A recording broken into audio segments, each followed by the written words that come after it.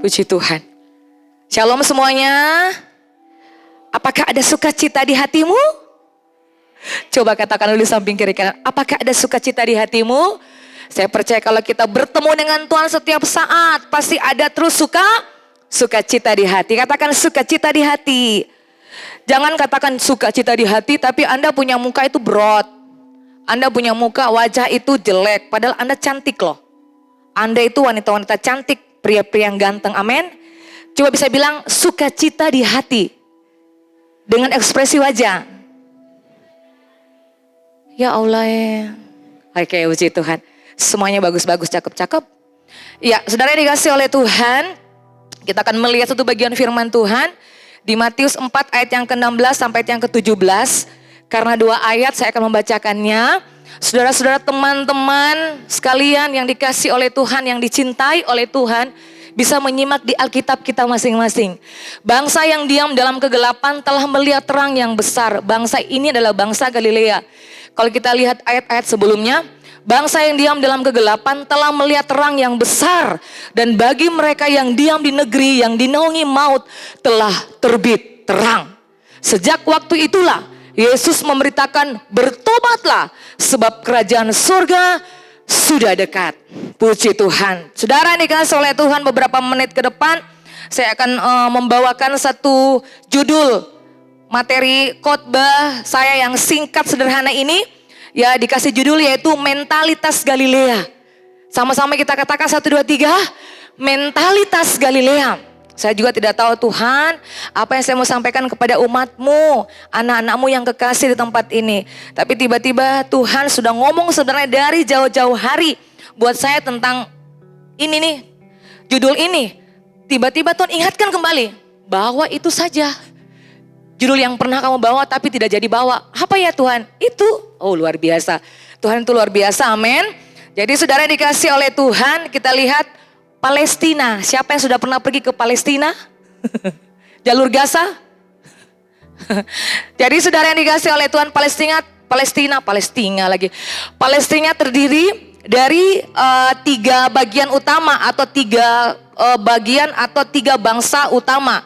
Yaitu yang pertama Galilea, itu merupakan di bagian utara, Samaria itu di bagian tengah, dan Yudea itu di bagian selatan. Jadi saudara yang dikasih oleh Tuhan, kalau misalnya orang mau pergi ke Yerusalem atau pergi ke Bait Allah itu melalui Yudea. Sekali lagi itu melalui Yudea. Jadi Galilea kalau orang mau pergi ke Yudea, orang mau pergi ke Yerusalem, orang mau pergi ke Bait Allah harus melalui Samaria. Sedangkan orang-orang yang lewat dari orang-orang yang ada di Galilea menuju ke Yudea itu melalui Samaria. Seringkali orang-orang yang lewat di sana tidak diterima dengan senang hati. Karena apa saudara?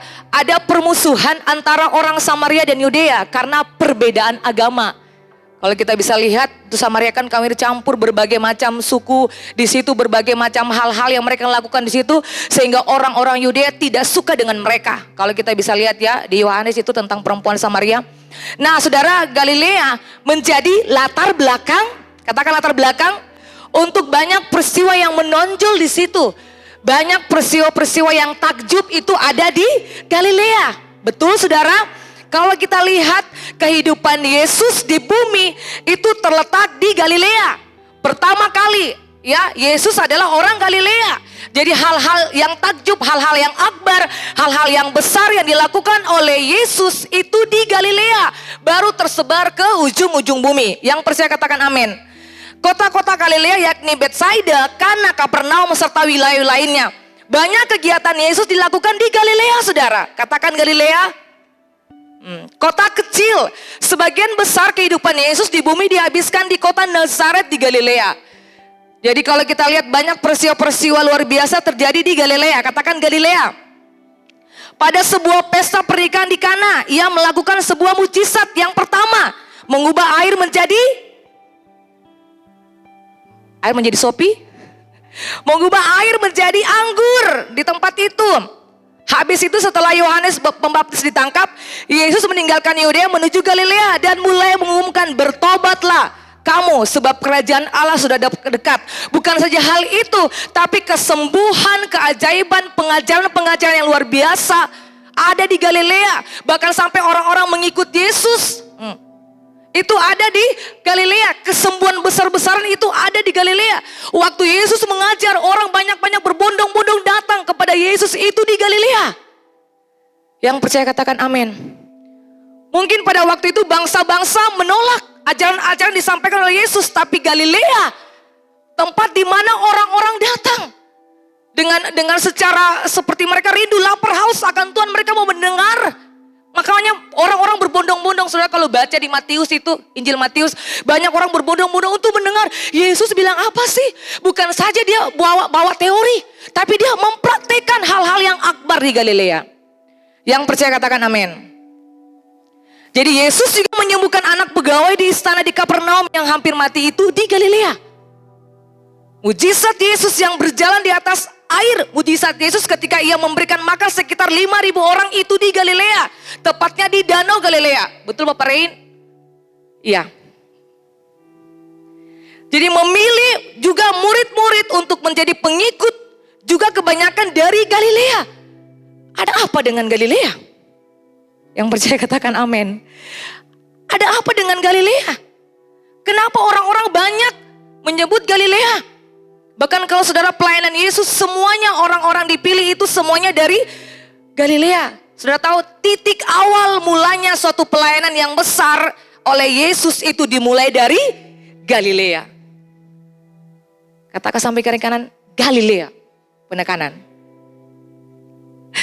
Jadi ketika Yesus berdoa sepanjang malam, dia akan pilih siapa sih akan jadi pengurus youth? Salah. Ketika Yesus bergumul berdoa sepanjang malam, dia katakan, aduh ya Tuhanku, siapa sih yang menjadi murid-muridku, siapa sih akan dipilih menjadi ke-12 rasul? Bapa Surgawi memimpinnya untuk memilih orang-orang dari Galilea. Katakan wow.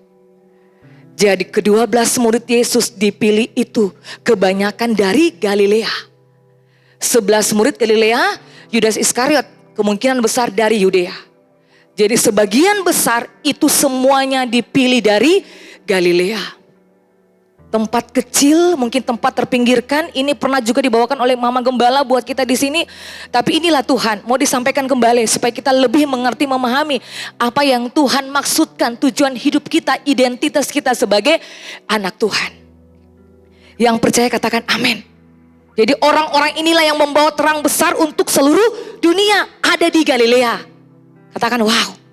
Sehingga banyak orang bertobat dan diselamatkan. Tuhan tidak mengikut sertakan orang-orang yang dilahirkan dan dibesarkan mungkin di Yudea.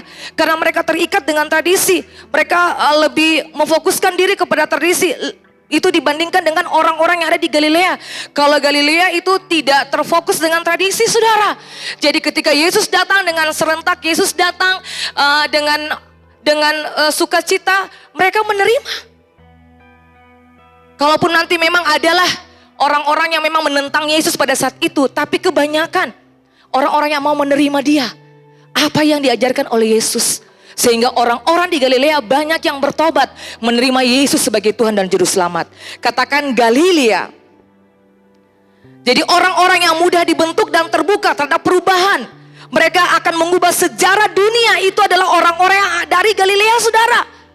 Bangsa yang diam dalam kegelapan telah melihat terang yang besar.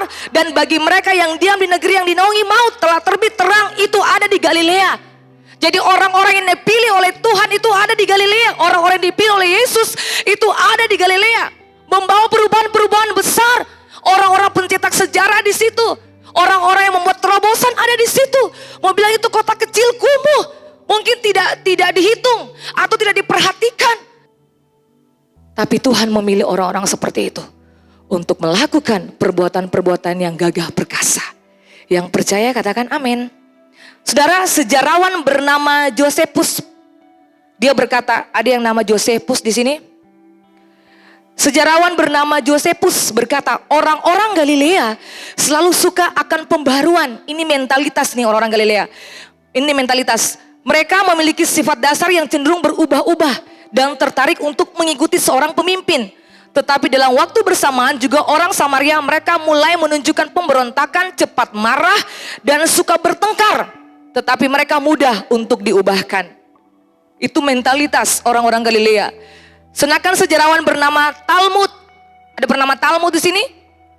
Sejarawan bernama Talmud, orang-orang dari Galilea lebih suka dihormati daripada mendapat uang.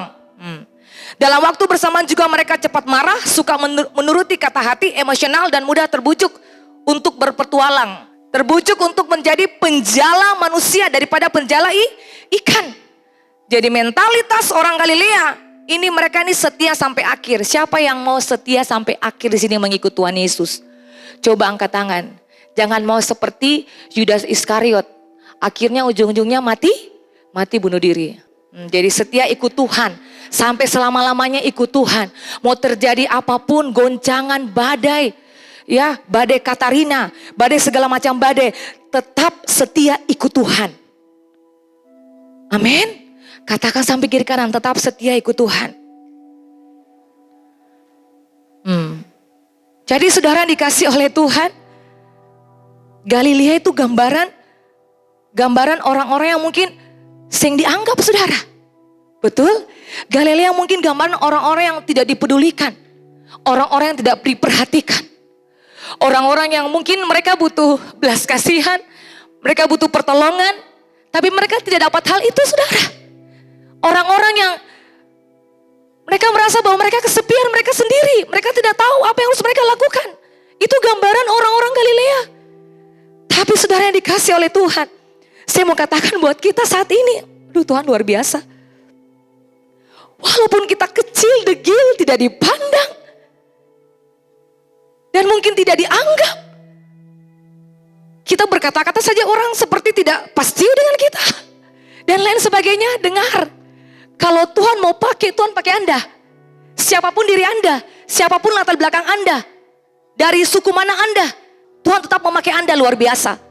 Amin. Tidak terletak atau sudut dari mana Anda berada. Dari latar belakang apa Anda punya kehidupan seperti apapun. Kalau Tuhan pakai Anda, Tuhan tetap pakai Anda. Yang percaya katakan amin. Itu gambaran orang-orang Galilea saudara. Seperti ketika dia bicara, orang tidak anggap dia, oh itu bodoh, tidak tahu apa-apa. Itu gambaran orang-orang Galilea saudara. Tapi saya percaya tidak di sini, semua kita diubahkan oleh Tuhan. Amin saudara. Jadi orang-orang yang lemah, mungkin Galilea tempat yang kecil, tetapi di balik tempat ini bahkan mungkin kastanya kasta di bawah. Saya ada kasta-kasta sini, amin. Kita anak Tuhan, tetap kita di atas. Kita anak Allah, kita di atas, bukan di bawah. Yang percaya katakan amin. Ya. Jadi Tuhan yang maha besar, saudara yang dikasih oleh Tuhan, tidak peduli dari mana kita berada. Tuhan yang maha besar, senang bekerja melalui orang-orang yang lemah, katakan amin. Tempat yang kecil untuk menunjukkan bahwa keberhasilan bukan tergantung kekuatan manusia, tapi semata-mata karena kuasanya yang besar dalam diri kita. Amin. Bukan terletak Anda itu mungkin dikatakan bodoh, Anda dikatakan tidak berguna dan lain sebagainya di mata masyarakat, di pendidikan Anda, di mana lagi? Di lingkungan Anda. Bahkan lagi mungkin di tempat usaha Anda, tempat pekerjaan Anda, mungkin Anda tidak dipedulikan, Anda disingkirkan dan lain sebagainya. Ingat, firman Tuhan berkata buat kita semua. Di 1 Korintus 1 ayat yang ke-27 sampai yang ke-28, firman Tuhan berkata demikian. Tetapi apa yang bodoh bagi dunia dipilih Allah untuk memalukan orang-orang yang berhikmat. Dan apa yang lemah bagi dunia dipilih Allah untuk memalukan apa yang kuat. Galilea saudara tahu. Orang-orang yang tidak berpendidikan ada di situ. Tapi ketika mereka keluar dari Galilea, apa yang terjadi saudara? Tuhan memakai mereka seperti Petrus. Menjadi penjala, dari penjala ikan menjadi penjala manusia. Yang percaya katakan amin. Bukan saja itu. Berapa ribu orang bertobat ketika Petrus berkhotbah? Bukan pada saat itu mereka bertobat saja, tapi mereka menyerahkan 3.000. Mereka menyerahkan diri mereka untuk dibaptis. Katakan wow. Dari mana? Kota degil kecil yaitu Galilea.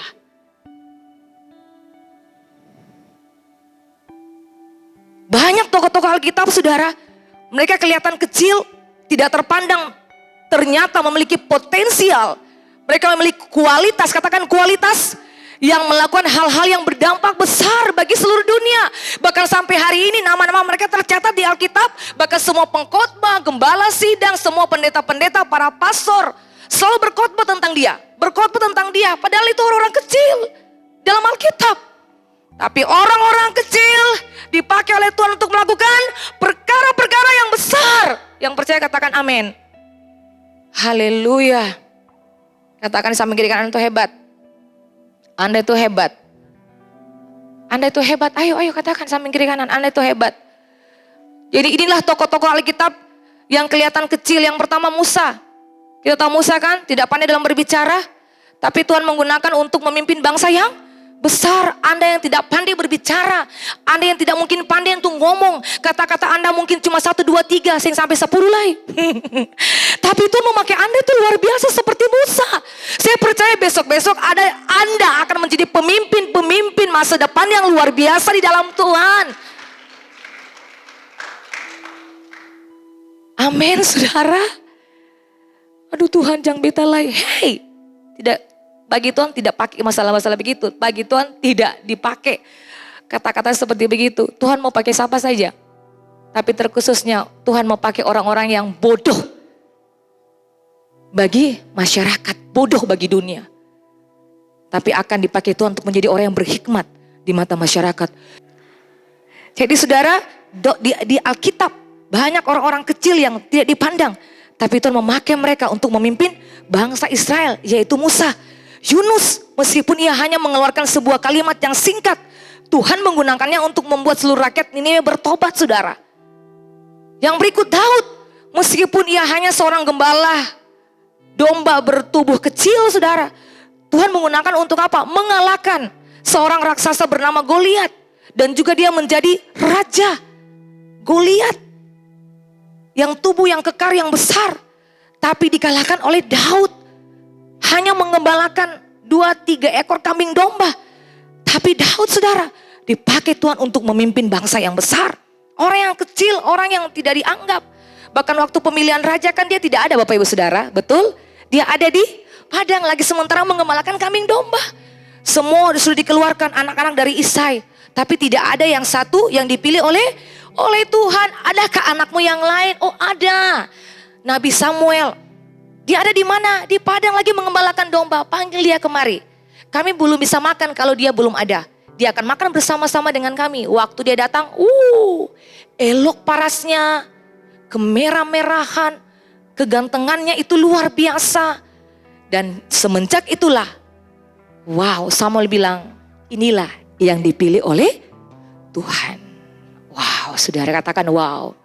Jadi saudara, tidak ada orang yang menganggap remeh Anda. Tuhan tidak pernah menganggap remeh Anda. Tuhan itu mengasihi Anda dengan kasih yang sempurna. Orang di luar bilang Anda seperti apa, itu kata orang. Tapi Tuhan tidak. Tuhan tetap menganggap Anda, yaitu sahabatnya, temannya, ya, kekasih-kekasihnya. Orang apa? Orang yang berharga baginya. Ya, bahkan kita dilukis di telapak tangannya. Kita menikmati karya yang luar biasa, saudara. Masa depan yang indah. Itu yang Tuhan kasih buat kita. Luar biasa Tuhan. Yang berikut, anak yang membawa 5 roti dan 2 ikan. Anak kecil, saudara. Meskipun ia hanya memiliki sedikit, Tuhan menggunakannya untuk memberi makan 5.000 laki-laki. Pada waktu itu anak kecil mungkin tidak dianggap saya siapa. Anak kecil, anak ingusan. Tidak dipedulikan, saudara. Mungkin kata-kata seperti itu kita sakit hati. Kita dongkol, kita kecewa. Tapi ingat satu waktu. Anda yang tadi diperkatakan seperti begitu akan mengubah sejarah dunia. Amin. Anda akan menjadi orang-orang yang pencetak sejarah. Anda yang akan menerobos bukan saja di Ambon. Tapi Anda menerobos sampai ke ujung bumi. Amin, saudara. Yang tadinya Anda tidak pintar mungkin bagi dunia, bagi orang-orang di sekitar Anda. Tapi Anda dapat beasiswa luar negeri, sampai beasiswanya ke Jerman, ke Belanda, ke Amerika. Amin, saudara.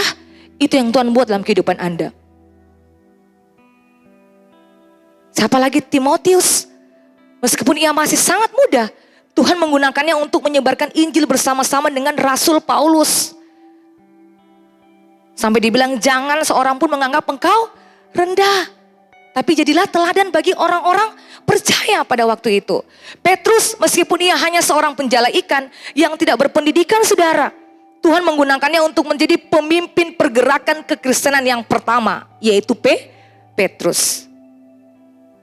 Katakan sambil kiri kanan, jadilah penggerak. Jadilah penggerak.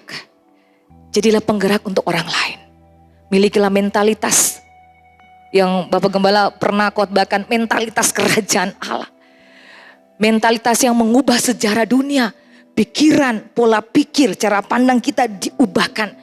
Yang tadinya kita pikir kita rendah, tidak punya arti apa-apa. Tapi ketika kita punya mentalitas Galilea, mentalitas kerajaan Allah, ketika diubahkan semuanya menjadi luar biasa. If you can do great things, do small things in a great way. Jika Anda tidak dapat melakukan hal-hal besar, lakukanlah hal-hal kecil dengan cara yang hebat. Sekali lagi saudara, Tuhan tidak pandang siapa Anda, dari latar belakang Anda, dari keluarga mana Anda, dari kota mana Anda, dari kampung mana Anda, suku apa Anda.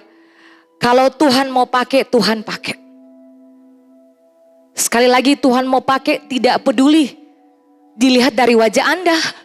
Penampilan Anda seperti apa? Hello. Kalau Tuhan mau pakai saudara, Tuhan akan pakai. Kapan? Suka-sukanya Tuhan kapan? Yang percaya katakan amin. Mentalitas Galilea yang sudah diubahkan Tuhan adalah yang pertama, mentalitas orang-orang yang mudah dibentuk dan terbuka terhadap perubahan. Yang berikut, tidak terikat dengan tradisi. Mudah menerima Injil Kristus, mudah menerima Yesus sebagai Tuhan dan Juru Selamat. Dia adalah orang yang setia. Yang tadinya dia penakut tapi dia menjadi seorang pemberani seperti Petrus. Sebelum diubahkan dia orang Galilea, sebelum diubahkan oleh Tuhan dia seorang penakut. Tidak bisa berbicara di depan orang banyak. Tapi ketika dia diubahkan, dia menerima Yesus sebagai Tuhan dan Juru Selamat. Yang tadinya dia penakut menjadi orang pemberani. Yang percaya katakan amin. Mentalitas Galilea yang sudah diubahkan oleh Tuhan. Tertarik untuk mengikut pemimpin. Tunduk pada otoritas pemimpin. Dia tertarik. Pemimpin-pemimpin yang punya teladan. Pemimpin-pemimpin yang berkualitas. Dia tertarik untuk mengikuti pemimpin itu. Cara hidupnya, sikapnya, perkataannya, tutur katanya. Dia tertarik mengikuti pemimpin itu. Ketika mentalitas Galilea sudah diubahkan oleh Tuhan. Mudah terbujuk untuk berpetualang. Artinya dia suka memberitakan Injil kemana saja saudara. Senang dengan kehadiran Yesus. Aduh, dia paling senang, dia suka cita. Yesus hadir membawa damai, membawa sejahtera, membawa sukacita. Dia senang, dia bahagia ketika dia berjumpa dengan Yesus. Ketika dia punya mentalitas diubahkan oleh Tuhan. Dia senang ada di rumah Tuhan. Dia senang beribadah kepada Tuhan. Dia bersukacita melayani Tuhan, tidak bersungut-sungut, menggerutu, mengeluh. Tidak saudara. Itu mentalitas Galilea yang sudah diubahkan oleh Tuhan. Dia senang berdoa, dia suka baca Alkitab. Setiap hari dia senyum walaupun dia punya persoalan banyak. Yang percaya katakan wow. Disuruh apa saja oleh pemimpin, aduh aku suka melakukannya. Nah, kita cari orang seperti begini.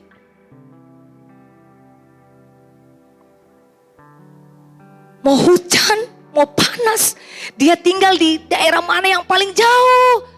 Tapi karena kesukaannya beribadah kepada Tuhan, dia datang. Ketika mentalitas diubahkan, mentalitas pola pikir, cara pandang yang salah diubahkan. Nah, orang ini akan menjadi bergairah dalam Tuhan. Katakan bergairah. Katakan bergairah. Dia meresponi firman Tuhan dengan cepat, saudara. Wah, puji Tuhan. Bukan seperti dia tersinggung atau dia berpikir yang negatif. Oh, besok lah beta datang lah, pas lu disinggung beta terus. Bukan Anda saudara, tapi ini firman Tuhan. Ini kebenaran yang disampaikan. Dia meresponi firman Tuhan dengan cepat. Tuhan terima kasih, itu untuk beta. Firman Tuhan itu untuk beta, itu untuk beta Tuhan. Iya, itu untuk beta Tuhan. Itu untuk beta. Beta Tuhan, beta. Dia sukacita saudara. Dia meresponi firman Tuhan dengan cepat. Bukan saya merespon, tapi dia melakukan firman Tuhan itu. Jadi ketika mentalitas orang-orang Galilea diubahkan, dengan buktinya waktu Yesus mengajar di sana, tanda-tanda, mujizat, kesembuhan, mengajar tentang Injil, tidak sedikit orang-orang Galilea datang berbondong-bondong pada Yesus untuk mendengar dia mengajar. Wow. Apakah kita suka akan hal ini, saudara? Milikilah mentalitas itu.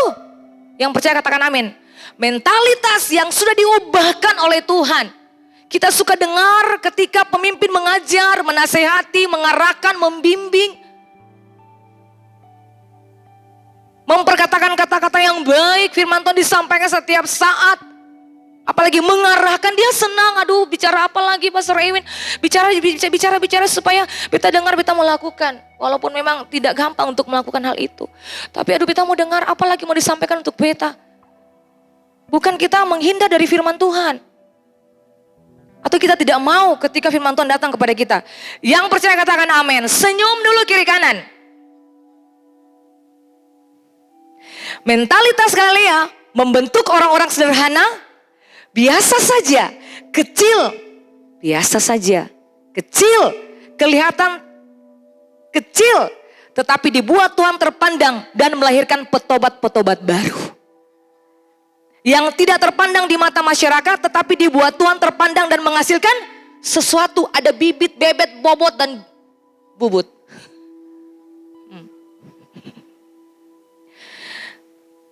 Jadi menghasilkan sesuatu, ada buah yang manis dihasilkan, saudara.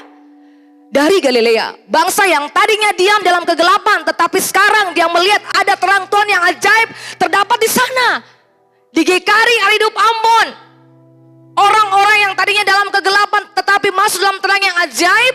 Yang tadinya mereka dalam kegelapan, tapi sekarang ketika mereka dengar firman Tuhan, mereka meresponi firman Tuhan yang luar biasa. Yang tadinya mereka hidup dalam kegelapan, sekarang kepada terang. Kepada Tuhan. Yang percaya katakan amin. Galilea itu gambaran dari orang-orang kecil, kumuh, tidak dianggap. Dalam keluarga dianggap remeh dan enteng. Mungkin dia berbicara, orang ketawa dia. Dia punya papa mama ketawa dia. Oh, saya bodohnya bicara lain, saya pun ada saja yang bicara. Dan saya bicara lain sama saja sia-sia. Tidak bisa bikin apa-apa. Selalu saja dipersalahkan. Tidak diindahkan omongannya. Tidak diperhitungkan dan selalu dianggap ke belakang, sikap IQ atau tentang pengetahuan, wawasan berpikir mungkin dia jongkok nyaris tiarap. Pendapat-pendapatnya mungkin tidak dituruti, saudara. Tetapi dari kota inilah lahir orang-orang yang gagah perkasa. Lahir orang-orang yang mengubah dunia. Banyak orang-orang yang diselamatkan di situ, banyak orang-orang yang lahir dari Galilea, orang-orang yang memang benar-benar mengubah sejarah yang luar biasa dalam dunia itu di Galilea.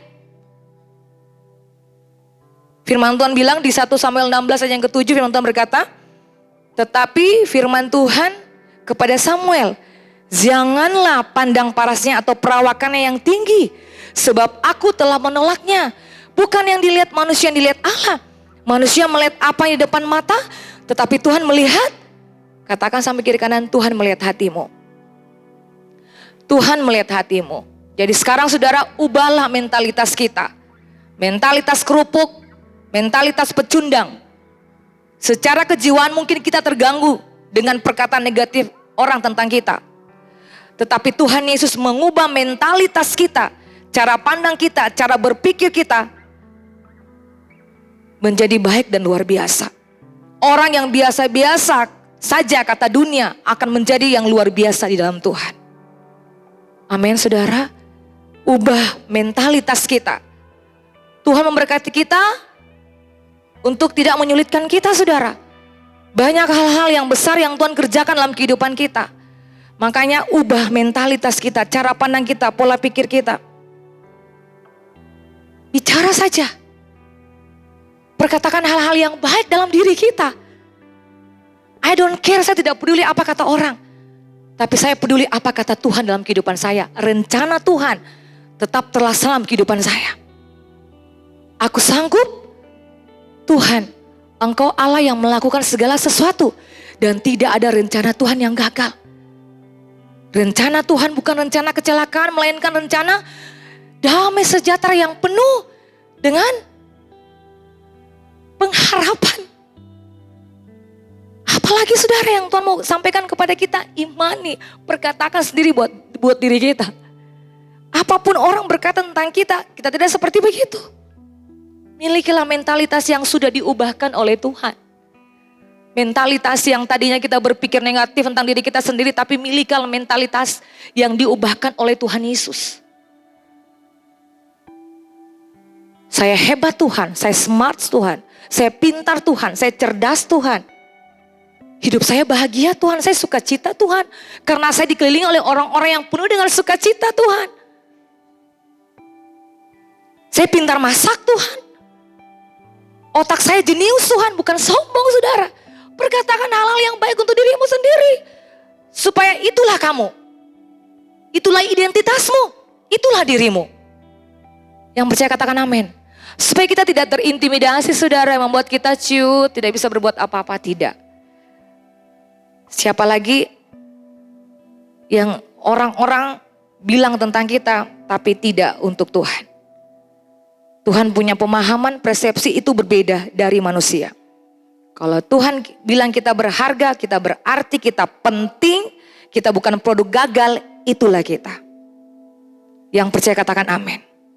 Jadi saudara, Tuhan mau memberkati kehidupan kita di tengah hal-hal yang sulit yang kita alami. Jadi jangan membuat kita punya pandangan itu sempit saudara. Sehingga berkat-berkat Tuhan yang besar itu semuanya gagal. Berkat-berkat Tuhan yang besar itu semuanya tidak terlaksana. Karena pikiran kita sempit. Aduh, Tuhan bisa lakukan nih. Aduh, bagaimana ini Tuhan? Tuhan bisa kerjakan ini atau tidak? Tidak saudara. Kalau Tuhan yang memulai pekerjaan itu, Tuhan juga akan meneruskannya sampai selesai. Yang percaya katakan amin. Jangan gunakan mental Galilea, tetapi gunakanlah mental kerajaan Allah. Yang tadi saya katakan mentalitas Galilea yang sudah diubahkan oleh Tuhan. Mentalitas Galilea, anggap diri degil, sempit, tidak bisa bikin apa-apa, tidak berarti, tidak dianggap dan lain sebagainya, ubah. Mentalitas Galilea yang hanya ada pada mentalitas lokal, hanya pada sekitar itu saja. Tapi saudara, kita ubah pemahaman kita ubah pikiran kita. Yang tadinya mentalitas Galilea, mentalitas lokal menjadi mentalitas global. Mentalitas Galilea, mentalitas lokal menjadi mentalitas global. Kita keluar dari kotak Galilea itu, keluar dari kotak lokal itu saudara, dan kita masuk kepada mentalitas global yang dia menyeluruh. Ya. Dia meluas saudara. Jadi Tuhan pakai kita bukan saya di Ambon, bukan saya di Maluku, tapi Tuhan pakai kita di mana saja. Dia global. Amin. Tuhan pakai kita melayani Tuhan bukan ada di gereja ini saja. Saudara, tapi Tuhan juga pakai kita di tempat pekerjaan, di tempat usaha kita, tempat pendidikan kita. Jadi bukan sempit di gereja saja, tapi keluar. Tuhan akan pakai kita di luar. Di mana? Di orang-orang yang belum mengenal Injil, belum mengenal kebenaran, Tuhan akan pakai kita di situ. Yang percaya katakan amin. Jadi saya percaya lewat firman Tuhan ini mengubah kita punya pola pikir, mengubah kita punya perspektif. Bahwa mari sama-sama kita memiliki mentalitas, bukan mentalitas Galilea tadi yang sempit, tidak bisa berpikir apa-apa, tapi kita mengubah cara pandang kita mengubah pola pikir kita, mentalitas Galilea, mentalitas tadi lokal menjadi mentalitas global. Yang percaya katakan amin. Yang percaya katakan amin. Senyum dulu kiri kanan. Katakan sampai kiri kanan, saya diberkati. Jadi saudara, Yesus ingin mengubah mentalitas murid-muridnya yang memiliki mentalitas lokal menjadi mentalitas global. Sepanjang Yesus mengajar murid-muridnya, ia berusaha mengubah mental mereka. Tetapi saat Yesus terangkat dan Roh Kudus dicurahkan ke atas mereka, hidup berubah secara luar biasa. Katakan wow. Ini membuat murid-murid berubah saudara. Mentalitas mereka menjadi berubah. Yang tadinya hanya lokal, yang tadinya biasa-biasa saja. Tapi ketika Tuhan Yesus naik ke sorga dan dicurahkan Roh Kudusnya, Roh Tuhan turun dalam kehidupan kita, maka pikiran kita yang sempit, pikiran kita yang terbatas, mentalitas penakut, mentalitas pecundang, mentalitas duniawi, hal-hal duniawi saja yang kita lakukan, kehidupan kegelapan seperti balon yang kita sudah pelajari di materi komsel kita, maka semuanya akan diubahkan Tuhan secara ajaib dan luar biasa. Yang percaya katakan amin. Jadi orang-orang yang berasal dari Galilea, yang memiliki mentalitas Galilea secara dahsyat, mereka diubahkan oleh Tuhan, saudara. Mentalitas lokal menuju mentalitas global. Mentalitas lokal yang berada di Galilea, tapi mereka keluar dari tempat itu. Sehingga mereka menjadi pengikut-pengikut Kristus. Mereka menyampaikan kabar baik. Bukan saja di Galilea, tapi sampai ke ujung-ujung bumi. Samaria, Yudea, dan sampai ke ujung-ujung bumi. Yang percaya katakan amin. Jadi saudara dikasih oleh Tuhan, apa yang harus dilakukan sebagai murid Kristus supaya kita keluar dari mentalitas lokal yang sempit, yang tidak bisa berbuat apa-apa seperti kita dalam kotak yaitu Galilea, tapi kita keluar menjadi mentalitas global, menuju mentalitas global. Yang pertama, kenali komunitas Anda. Yang percaya katakan amin. Kenali komunitas Anda. Mentalitas adalah pikiran dan perasaan yang terimplementasi di dalam kehidupan sehari-hari, di mana praktek lebih banyak daripada teori. Praktek akan membentuk karakter manusia tiap hari. Jadi kalau kita lihat mentalitas lokal merupakan satu gambaran pikiran dan perasaan yang sempit. Sedangkan mentalitas global suatu gambaran pikiran dan perasaan yang luas. Berpikir jauh ke depan, pikirannya selalu melakukan hal-hal yang besar, keluar dari zona nyaman dan mendunia. Dia melakukan demonstrasi kuasa Allah bukan di tempat-tempat tersembunyi, tetapi di tempat-tempat yang meluas, saudara. Sehingga orang-orang kiri kanan itu bertobat, menerima Yesus sebagai Tuhan Juru Selamat karena kehidupan mereka yang global, yang menyeluruh. Artinya mereka mereka menikmati hal-hal yang besar, kehidupan mereka diubahkan, bukan lagi untuk diri mereka sendiri mereka diubahkan, tapi mereka mengubahkan orang-orang di sekitar mereka. Jadi saudara, yang pertama, kenali komunitasmu. Katakan sampai pikiran, kenali komunitasmu. Apa yang harus dilakukan sebagai murid Kristus supaya kita keluar dari mentalitas lokal menuju mentalitas global? Kenali komunitasmu. Komunitas adalah tempat di mana orang yang paling tidak kita inginkan kehadirannya selalu tinggal bersama dengan kita. Kita sering menempatkan diri kita di tengah orang-orang yang paling kita inginkan kehadirannya bersama kita. Itu komunitas.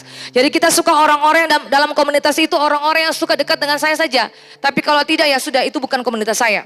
Banyak orang seperti begitu. Nah saudara, komunitas yang sehat dan membangun iman kita lah membuat kita bisa bertumbuh. Jadi pilihlah komunitas yang terbaik, pilihlah komunitas yang tepat. Komunitas yang bukan membawa engkau menjauh dari Tuhan Allah, tapi komunitas yang membawa engkau semakin hari semakin dekat dengan Tuhan. Entah itu pacarmu, entah itu sahabatmu, entah itu papa mamamu atau orang-orang terdekat dengan engkau. Saudara yang dikasih oleh Tuhan, kenali komunitasmu. Katakan sampai kiri kanan, kenali komunitasmu. Saudara, kalau kita lihat di KPR Kisah Para Rasul itu, jemaat mula-mula percaya hanya dengan berada dalam sebuah komunitas. Mereka saling mendoakan, saling mendukung. Amin. Semua kita di sini LYM saling mendukung, amin. Saling mendoakan, amin. Saling mengingatkan bahwa itu salah, itu benar, amin. Dan saling menasihati. Sebagai orang percaya kita perlu memiliki komunitas rohani yang bisa menolong kita bertumbuh dengan maksimal. Jadi kenali komunitasmu. Kalau komunitasmu membawa engkau pergi keluar dari persekutuan LYM, maaf, tinggalkan mereka, saudara. Makanya saya bilang kenali komunitasmu. Kalau komunitasmu itu di dalamnya adalah orang-orang yang smart, orang-orang yang jenius, produktif, orang-orang yang excellent, orang-orang yang berkualitas. Berkualitas dalam firman Tuhan, berkualitas dalam apa? Soal berdoa, berkualitas dalam soal apa? Baca Alkitab dan sebagainya. Oke, dekat dengan mereka. Tapi komunitas membuat engkau jauh dari kasih karunia Allah. Komunitas membuat engkau jauh dari persekutuan ibadah kepada Tuhan. Jauhkan komunitas itu dari engkau. Jadi saudara, katakan sampai kiri kanan, kenali komunitasmu. Jangan biarkan komunitas itu membawa engkau keluar dari berkat Tuhan. Cari komunitas yang membangun imanmu, membuat engkau semangat, kuat. Ayo maju bergerak. Sembisa ngana sayang. Sudah Jo sampai di sini Jo anak nganape itu. Nganape hidup mati Jo sana. Bunuh diri Jo di luar sana tuh. Saudara, jangan berteman dengan orang seperti begini. Yang membawa engkau keluar dari hadirat Tuhan. Aduh maaf ya. Ambil, kenali komunitasmu. Yang membawa engkau semakin hari semakin erat dengan Tuhan. Dekat dengan Tuhan. Jangan mau dekat dengan komunitas setiap hari minum mabuk. Pesta pora. Dugem. Komunitas yang setiap hari berpakaian tidak sopan senonoh. Tidak punya akhlak dan lain sebagainya. Tidak sopan, tidak menghormati pemimpin, maaf. Kenali komunitasmu. Yang percaya katakan amin. Kenali komunitasmu saudara. Dengan siapa Anda bergaul, itu menentukan siapa Anda. Anda bergaul dengan orang-orang yang cinta akan ibadah, Anda akan jadi seperti begitu. Anda bergaul dengan orang-orang yang tidak suka ibadah. Setiap hari cuman hanya pesta. Siapa yang suka pesta? Coba angkat tangan. Katong berdoa sekarang sebentar, Pastor Ewin. Saya masih suka pesta, angkat tangan. Ada yang masih merokok, minum sini, jujur. Sebentar kita akan doakan saudara sehingga Anda terlepas. Lalu Anda mau menikmati berkat-berkat Tuhan yang luar biasa. Yang masih merokok, yang masih minum. Yang suka memaki. Suka maki-maki. Puji Tuhan, semuanya alim-alim ya. Puji Tuhan, luar biasa. Katakan sampai kiri kanan, Anda hidup luar biasa. Jadi bukan komunitas yang menjatuhkan kita. Bukan komunitas yang omongin kita tidak benar. Komunitas yang bicaranya itu profetik saudara. Profetik. Dia memperkatakan kata-kata deklarasi buat Anda. Menubuatkan Anda. Cari, kenali komunitas seperti itu. Yang kata-kata omongannya selalu positif untuk Anda. Membuka Anda punya pikiran. Membuka Anda punya mindset. Cari orang-orang seperti itu. Makanya ubah itu mentalitas yang tadinya lokal. Menjadi interlokal, menjadi global. Yaitu kenali identitasmu. Yang kedua, jadilah terang. Yang paling terakhir, jadilah terang dalam kegelapan. Be the light in the darkness. Iya. Yohanes 1 ayat yang kelima. Dan inilah berita yang telah kami dengar dari Dia. Yang kami sampaikan kepada kamu. Allah adalah terang dan di dalam Dia sama sekali tidak ada kegelapan. Jadilah terang di dalam kegelapan. Firman Tuhan katakan bahwa Galilea, bangsa yang diam dalam kegelapan, yang tadinya dalam kegelapan. Tapi ketika mereka diubahkan oleh Tuhan, kota yang kumuh, degil, kecil dan tidak ada kehilangan atau tidak ada kehidupan, kehilangan masa depan di sana, kehilangan terang di sana, tidak ada kehidupan di sana. Banyak orang yang memiliki sikap yang penuh dengan emosional, suka bertengkar, orang-orang penakut ada di sana, orang-orang pemberontak juga ada di sana. Tetapi ketika Yesus hadir saudara, semuanya berubah. Mereka mudah dibentuk dan terbuka terhadap perubahan. Tidak terikat lagi dengan tradisi. Mudah menerima Injil Kristus. Menjadi orang-orang pemberani, setia. Mereka suka bersaksi dan lain sebagainya itu ada di sana ketika Yesus hadir. Makanya saudara, ketika Yesus hadir dalam kehidupan kita, maka semuanya itu akan diubahkan oleh Tuhan. Yang percaya katakan amin. Jadi kita harus hidup dalam terang Tuhan. Kalau sudah hidup dalam terang Tuhan, makanya kegelapan itu pergi. Yang ada adalah keadilan, kebenaran dalam kehidupan kita karena kita hidup sebagai terang Tuhan. Hidup dalam terang artinya hiduplah sesuai dengan kebenaran firman Tuhan. Katakan sampai kiri kanan, hiduplah sesuai dengan kebenaran firman Tuhan. Hidup dalam terang artinya bijak menggunakan waktu yang ada karena hari-hari ini jahat saudara. Pergunakan waktu itu. Ada seperti yang Tuhan bilang. Seperti kita menggunakan waktu itu, besok kita mati. Makanya hari ini kita pergunakan waktu itu dengan sebaik-baiknya. Hari ini saya mempergunakan kehidupan saya, kelakuan saya, hidup saya, tabiat saya dengan baik. Karena besok saya mati. Jadi seolah-olah besok saya mati. Besok Tuhan panggil saya pulang. Seolah-olah kita hidup seperti begitu. Jadi bijak menggunakan waktu yang ada. Karena hari-hari ini jahat. Yang berikut, hiduplah dalam pimpinan roh Tuhan. Kalau kita hidup dalam pimpinan roh Tuhan, saya percaya mentalitas kita yang tadi sepertinya sempit, aduh saya tidak bisa lakukan apa-apa, sepertinya saya hidup seperti begini, diubahkan oleh Tuhan. Menjadi apa? Mentalitas global, mentalitas menyeluruh. Yang dimana, wow terima kasih Tuhan. Tuhan pakai saya, bukan saya di tempat ini, tapi Tuhan pakai saya sebagai WL, sebagai singers, pemain musik, multimedia. Jadi dia menyeluruh. Ketika mentalitas kita diubahkan oleh Tuhan, yang percaya katakan amin. Jadi saudara, apa yang harus dilakukan sebagai murid Kristus? Yang paling terakhir supaya kita keluar dari mentalitas lokal menjadi mentalitas global. Yang pertama, kenali komunitasmu. Yang berikut yang kedua, jadilah terang di dalam kegelapan. Puji Tuhan, semua yang percaya sama-sama yang saya kita katakan, amin. Semua kita bangkit berdiri saudara.